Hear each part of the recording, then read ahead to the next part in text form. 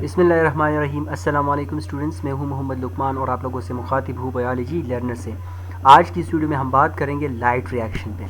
तो चलिए चलते हैं अपने टॉपिक की तरफ। अब ये प्रोसेस हमारा जो है इसको हम कहते हैं light reaction. Light reaction photosynthesis अमल का फर्स्ट स्टेप है। ठीक है, फोटोसिंथेसिस प्रोसेस में सबसे पहला जो स्टेप होता है उसको हम क्या कहते हैं, उसको हम लाइट रिएक्शन कहते हैं। ठीक है, लाइट रिएक्शन के बाद फिर दूसरा स्टेप जो है उसको हम डार्क रिएक्शन कहते हैं। अब लाइट एनर्जी में क्या होगा कि सोलर एनर्जी जो है वो कन्वर्ट होगी केमिकल एनर्जी में, लेकिन इसी स्टेप में हमारे पास ATP और NADPH बनेंगे, मतलब ख़ास किस्म की जो एनर्जी है या जो इलेक्ट्रॉन कैरियर्स है वो बनेंगे। यहाँ पर फर्स्ट स्टेज जो है हमारे पास फोटोसिंथेसिस का वो है लाइट रिएक्शन, और लाइट रिएक्शन में हमारे पास ये दो चीज़ें बनेंगी, ATP और NADPH बनेंगे। ये जो सनलाइट आ रही होती है और प्लांट के किसी भी पार्ट को जहाँ पर क्लोरोफिल्स वगैरह जो पिगमेंट्स है वो मौजूद होते हैं, जब भी ये लाइट जो है इन्हीं पिगमेंट्स को स्ट्राइक कर लेते हैं तो स्ट्राइक होने के बाद ये एनर्जी जो है यानी लाइट की एनर्जी जो है ये केमिकल एनर्जी में कन्वर्ट हो जाती है, और इसकी कन्वर्जन की वजह से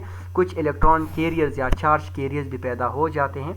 और चार्ज कैरियर कौन कौन से? NADPH और ATP। यानी लाइट रिएक्शन में फर्स्ट जो प्रोसेस है उसको हम लाइट रिएक्शन कहते हैं, और लाइट रिएक्शन में ये दो चीज़ें बनेंगे, NADPH और ATP। अब लाइट रिएक्शन जो है वो क्या करेंगे, लाइट एनर्जी यूटिलाइज होगी बोथ सिस्टम में, फोटो सिस्टम 1 और फोटो सिस्टम 2 में। अब फोटो सिस्टम 1 और फोटो सिस्टम 2 क्या है, आप लोगों को मैंने पहले भी बताया था कि क्लोरोप्लास्ट के अंदर जो वो ग्रेनम होते हैं, और ग्रेन जो है वो थैलेकॉइड मेम्ब्रेन से बने हुए होते हैं। थैलेकॉइड मेम्ब्रेन के ऊपर फोटोसिंथेटिक पिगमेंट्स पाए जाते हैं। ठीक है, और इसी फोटोसिंथेटिक पिगमेंट यानी chlorophyll A, B, carotenoid pigments वगैरह वगैरह मौजूद होते हैं। अब वहाँ पर ये जो क्लोरोफिल पिगमेंट या फोटोसिंथेटिक पिगमेंट्स होते हैं तो वो एक क्लस्टर के फॉर्म में होते हैं, यानी एक ग्रुप के फॉर्म में होते हैं, और इसी ग्रुप के फॉर्म को हम फोटोसिस्टम कहते हैं। अब इसी फोटोसिस्टम या थैलेकॉइड के ऊपर दो ही फोटोसिस्टम्स होते हैं, एक को हम कहते हैं फोटोसिस्टम 1 या उसको हम PS1 कहते हैं, और दूसरे को हम कहते हैं फोटोसिस्टम 2 यानी PS2। ठीक है, और हर एक जो है वो डिफरेंट मतलब उसमें 7 डिफरेंट 100 पिगमेंट्स होते हैं, सेवरल हंड्रेड्स पिगमेंट उसी एक क्लस्टर या उसी एक फोटोसिस्टम के अंदर मौजूद होते हैं। इसमें chlorophyll A, chlorophyll B, carotenoid pigment, electron carriers, electron acceptors वगैरह वगैरह ये सारे मौजूद होते हैं। इसका स्ट्रक्चर अभी मैं आप लोग को दिखा दूंगा आगे। ठीक है, अब ये फोटो सिस्टम 1 और फोटो सिस्टम 2 चूंकि ये लाइट रिएक्शन से वाबस्ता है, लाइट रिएक्शन परफॉर्म करते रहते हैं, तो ये थैलेकॉइड मेम्ब्रेन के ऊपर ही पाए जाते हैं।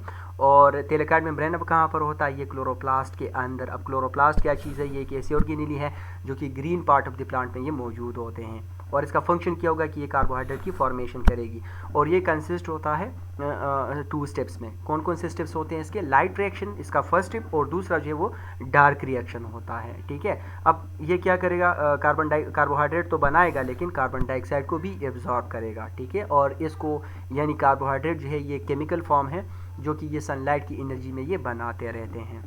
ठीक है, सिंपल सी बात है कि जब भी लाइट जो है वो स्ट्राइक कर लेती है फोटो सिस्टम 2 को, मतलब ये किस्सा जो है ये लाइट रिएक्शन का, तो ये फोटो सिस्टम 2 से स्टार्ट होगा। फोटो सिस्टम 2 जो है जब भी ये इसको स्ट्राइक कर लेता है तो 2 इलेक्ट्रॉन वहाँ से जम कर जाते हैं, और उसी फोटो सिस्टम 2 में वाटर मॉलिक्यूल भी स्प्लिट कर जाते हैं।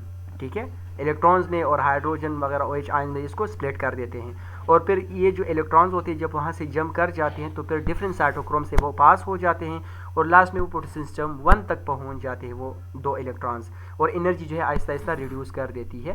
और एनर्जी जब इस इलेक्ट्रॉन से रिड्यूस होगी तो वो एक दूसरे फॉर्म में कन्वर्ट करेगी। कौन से फॉर्म में कन्वर्ट करेगी? NADPH और इसके अलावा ATP के फॉर्म में। ठीक है, और वहाँ पर ये जो 2 इलेक्ट्रॉन यहाँ से गए हुए हैं वो दोबारा फोटो सिस्टम 1 में ऑर्गेनाइज हो जाते हैं। ठीक है, सारा फोटो सिस्टम 1 और फोटो सिस्टम 2 इसी डायग्राम में आप लोग को दिखाया गया है। आप लोग देख सकते हैं लाइट जो है वो फोटो सिस्टम 2 पे स्ट्राइक कर जाते हैं। फोटो सिस्टम 2 पे जब ये लाइट स्ट्राइक कर जाता है तो 2 इलेक्ट्रॉन यहाँ से मूव हो जाते हैं ऊपर की तरफ, और यहाँ पर वाटर मॉलिक्यूल जो है वो स्प्लिट हो जाते हैं, और यहाँ पर आप लोग देख सकते हैं कि वो ऑक्सीजन और हाइड्रोजन में स्प्लिट कर देते हैं। अब यहाँ से तो जो इलेक्ट्रॉन गए हुए हैं तो यहाँ पर फोटो सिस्टम 2 में 2 इलेक्ट्रॉन की जगह जो है वो खाली रह चुकी है। अब ये डिफरेंट जो प्रोटीन है उससे ये पास होते रहेंगे, फिर लास्ट में ये फोटो सिस्टम 1 तक ये आ जाएंगे। फोटो सिस्टम 1 जो वो 5, इसको हम P700 भी कहते हैं क्योंकि ये 700 तक लाइट नैनोमीटर जो है वो एब्जॉर्ब कर सकता है, और फोटो सिस्टम 2 को PS2 या इसको हम P680 भी कह सकते हैं। अब यहाँ से दोबारा जब इस पर लाइट पड़ती है तो दोबारा 2 इलेक्ट्रॉन ऊपर की तरफ जाएंगे फोटोसिस्टम 1 से, और फिर यहाँ पर हमारे पास NADPH बन जाएंगे और साथ ही साथ यहाँ पर ATP की फॉर्मेशन होती है। अब ये सारा मेम्ब्रेन आप लोग देख रहे हैं, तो ये सारा मेम्ब्रेन जो है ये थैलेकॉइड मेम्ब्रेन है, ठीक है। और अंदर जो है ये ल्यूमन है उसी थैलेकॉइड मेम्ब्रेन का, और बाहर जो है वो नॉर्मल स्ट्रोमा आप लोग को नज़र आ ही रहेगी। तो ये प्रोसेस है, इसी प्रोसेस के थ्रू जो डिफरेंट इलेक्ट्रॉन्स होते हैं वो जंप कर रहे होते हैं।